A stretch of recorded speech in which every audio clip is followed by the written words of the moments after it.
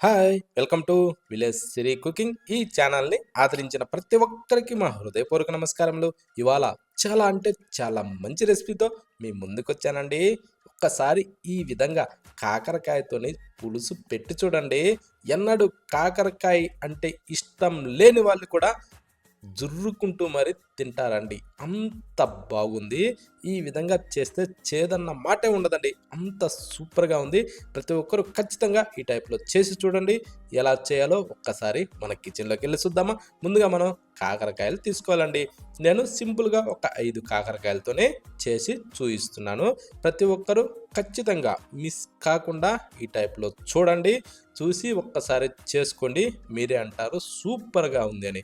ఇప్పుడేందంటే ఈ కాకరకాయని శుభ్రంగా ముందే కడగాల. కడిగిన తర్వాత ఈ మీద ఉన్న ఈ పొలుసుల్లాంటి అంటే బుడిపిలుగా ఉండే వాటిని శుభ్రంగా అలా గీకేసుకునేసి, ఆ తర్వాత కూడా కడుక్కుంటే కడుక్కోవచ్చు, ఇబ్బంది లేదు. కడిగిన తర్వాత అప్పుడు మళ్ళా తొడుము, కొస 2 కట్ చేసేసి, ఆ తర్వాత మనం వీటిని సన్నగా అంటే రూపాయి బిళ్ళల టైప్‌లో మనం ఆ టైప్‌లో రౌండ్‌గా కట్ చేసుకోవాలి. ఓకేనా? లేదా అడ్డంగా చిన్న చిన్న ముక్కలుగా ఎట్లా కట్ చేసినా పర్వాలేదు. కాకపోతే ఏందంటే ఇది మరి సన్నగా ఉండకూడదండి. అంటే పల్చగా ఉండకూడదు. కొంచెం మందంగా ఉంటేనే ఇది కరిగిపోకుండా దబ్బలు దబ్బల వలె సూపర్‌గా ఉంటుంది తినేటప్పుడు. అందుకోసమనేసే ఈ టైప్‌లో మనం శుభ్రంగా కట్ చేసుకునేసి, కట్ చేసిన దాన్ని తీసి ఒక ప్లేట్‌లో అయితే వేసేసుకుందాం.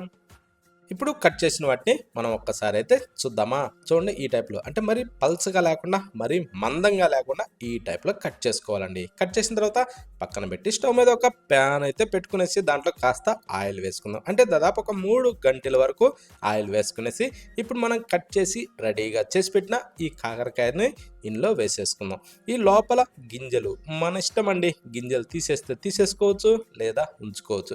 కానీ గింజతోని తింటుంటే కరకరలాడుతూ సూపర్‌గా ఉంటాయండి. అందుకోసమనేసే నాకు గింజ అంటే చాలా ఇష్టం. అందుకనే గింజలతోనే ఏశాను. ఒకవేళ మీకు గింజ అంటే ఇష్టం లేని వాళ్ళు ఆ గింజలు తీసేసుకోండి. ఓకే. ఆ టైప్‌లో మనం దీన్ని బాగా ఇలా ఫ్రై చేసుకోవాలండి. అంటే ఇది దాదాపు ఒక 60% మాత్రమే ఫ్రై కావాలండి. మరి డీప్ ఫ్రై కాకూడదు. కొంతమంది 40% అది ఇది అని అంటారు. 40% కాస్త చేదొస్తదండి.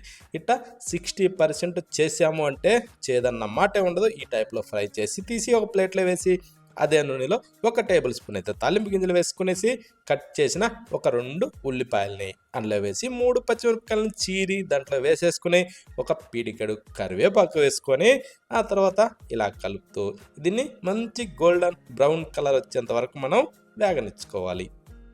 అది కూడా ఇలాంటి ఆనియన్ ఇలాంటి ఫ్రై చేసేటప్పుడు మాత్రం మంట హైలో ఉంచకూడదండి. మంట మీడియం లేదా లోలో అడ్జస్ట్ చేస్తూ వీటిని మనం ఇలా మంచి ఎరడాలుగా వేగనిచ్చుకోవాలి. ఇలా గోల్డెన్ బ్రౌన్ కలర్ వచ్చేంత వరకు వీటిని వేగనిచ్చిన తర్వాత ఇప్పుడు దీంట్లో చిటికెడు అంటే చిటికెడు పసుపు వేసుకోవాలి. వేసాక దీన్ని కూడా కాస్త అలా కలిపి ఇది మొత్తం మిక్స్ అయిన తర్వాత ఇప్పుడు కట్ చేసిన టమోటాలని దాంట్లో వేసేసుకోవాలి.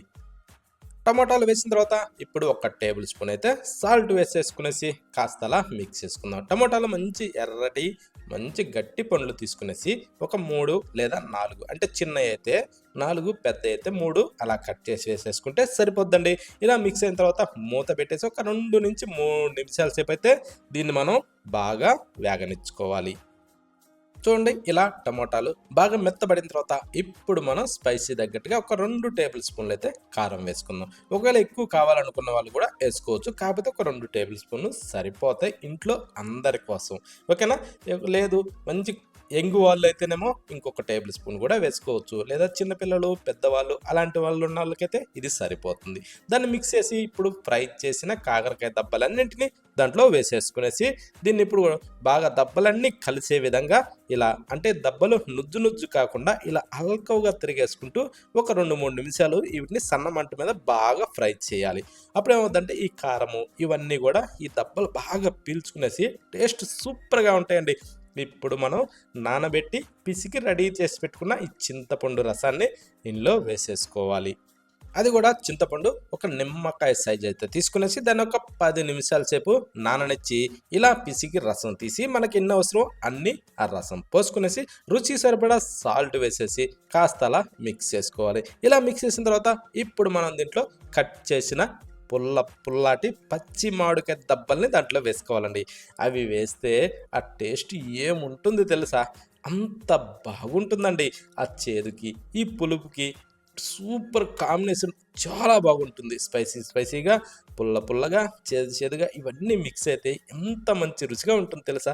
ఇప్పుడు దీన్ని ఒక 8 నిమిషాల సేపు అలా ఉడికించుకొని మీదకించి కొత్తిమీర సల్లుకునేసి ఒక్కసారి టేస్ట్ చూసుకొని, అంటే సాల్టు ఇవన్నీ సరిపోయినాయా లేదా ఒక్కసారి టేస్ట్ చూసుకునేసి ఇక స్టవ్ ఆఫ్ చేసి వేడిగా సర్వ్ చేసుకొని తింటే ఎంత బాగుందండి. ఈ విధంగా ఖచ్చితం ట్రై చేసి చూడండి. చేదన్న మాటే ఉండదండి. అంత బాగుంది ఈ కాకరకాయ పులుసు. కానీ దీన్ని మాత్రం ఈ టైప్‌లో ఖచ్చితంగా చేసి చూడండి. వేడి అన్నంలోకైనా సరే, చపాతీలోకైనా సరే, ఇలా ప్రతి దానిలో కూడా టేస్ట్ సూపర్ అంటే సూపర్ అండి. ఈ విధంగా ఖచ్చితం ట్రై చేసి చూడండి. చేదు లేకుండా కాకరకాయ పులుసండి. ఈ టైప్‌లో చేస్తే ఇంతకుముందు ఎన్నడూ తినని వాళ్ళు కూడా ఒక్కసారి రుచి చూసారు అంటే ప్రతిసారి కనీసం వారంలో ఒక్కసారైనా సరే కాకరకాయలు తెచ్చుకొని ఈ టైప్‌లో చేయించుకొని మరి తింటారండి. అంత బాగుంది ఈ కాకరకాయ పులుసు. ప్రతి ఒక్కరూ ఖచ్చితంగా ట్రై చేయండి. మరొక మంచి వీడియోతో మీ ముందుకొస్తాను.